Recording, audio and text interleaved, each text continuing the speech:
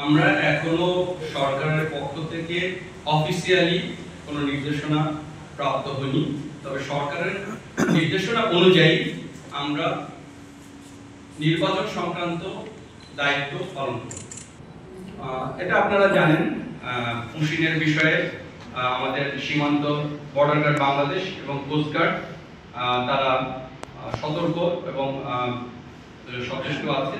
তারা টহল বৃদ্ধি করেছে এবং সেখানে আমাদের স্থায়ী এবং অস্থায়ী ক্যাম্পের বৃদ্ধি করা হয়েছে, আমাদের গোয়েন্দা নজরদারিও বৃদ্ধি করা হয়েছে।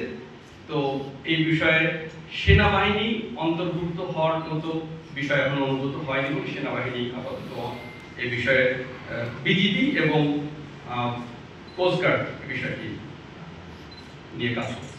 দেখুন, শীর্ষ সন্ত্রাসী বা যে কোনো সন্ত্রাসী গ্রেপ্তারের সময় যে আবেদনিক কার্যক্রম করা হয়, এটার আমরা গোপনীয়তা রক্ষা করি এবং গোপনীয়তা রক্ষা করার একটি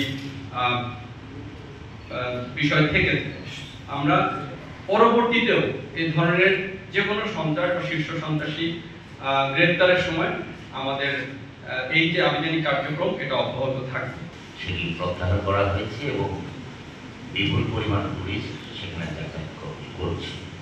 রোয়াংছড়ি এবং থানচির পেছনের যে অংশ সেটি কিন্তু এখনো প্রত্যাহার করা হয়। এই নিরাপত্তা ব্যবস্থা যেটা নিষেধাজ্ঞা রয়েছে, তো এই নিষেধাজ্ঞাটা কবে নাগাদ প্রত্যাহার করা হবে? আরেকটি বিষয় হলো যে ওই এলাকাটা কুকি চীন এবং আরাকান আর্মিদের কিছুটা হলেও একটি বিপদসংকুল অবস্থায় রয়েছে। তো সেই অবস্থাটা, সেই পর্যটন এরিয়াটা থানচি এবং রেমাকুলের পেছনের অংশটা আরাকান আর্মি এবং কুকি চীনদের অবস্থানটা কিরকম, বা আপনারা কবে নাগাদ এই বিষয়ে আমাদেরকে একটি ভালো একটি খবর দিতে পারেন? এটির পাশাপাশি আমি আরেকটি সম্পর্ক প্রশ্ন করি, সেটি হলো যে এইসব এরিয়াতে বিগত সময়ে বাংলাদেশ সেনাবাহিনী আমাদের সাংবাদিকদের নিয়ে যেতেন এবং সরেজমিন রিপোর্ট করার জন্য নিয়ে যেতেন। তো সেই ক্ষেত্রে দীর্ঘদিন ধরে এটি বন্ধ রয়েছে। যেহেতু নিষেধাজ্ঞা একটা এরিয়া প্রত্যাহার হয়েছে, তো আমরা আশা করব যে আমাদের সাংবাদিকদের সেখানে নিয়ে গিয়ে সরেজমিন রিপোর্ট করানোর ব্যবস্থা করব। ধন্যবাদ। আপনি বললেন যে আগে এটা হয়েছে এবং আপনারা জানেন যে পার্বত্য চট্টগ্রামে যদি কোনো ট্যুরিস্ট সেখানে পরিদর্শনে যায়, তাহলে আমাদের ওইখানে ডেপ্লয়েড যে জোন থাকে সেই জোনে তাদের একটা রেজিস্টার থাকে, যে রেজিস্টারে তাদের নাম তালিকা এবং কন্ট্যাক্ট নাম্বার লিপিবদ্ধ করতে হয়। তাদের সেফটি সিকিউরিটির জন্য এটা করতে হয়। তো কেউ যদি তাদের নাম তালিকা বা কন্ট্যাক্ট নাম্বারটা লিপিবদ্ধ না করে এবং তার পরবর্তীতে আসলে যদি কোনো ঘটনা ঘটে যায়, সেখানে আসলে তাদেরকে ট্র্যাক করে বের করাটা ডিফিকাল্ট হয়ে যায়।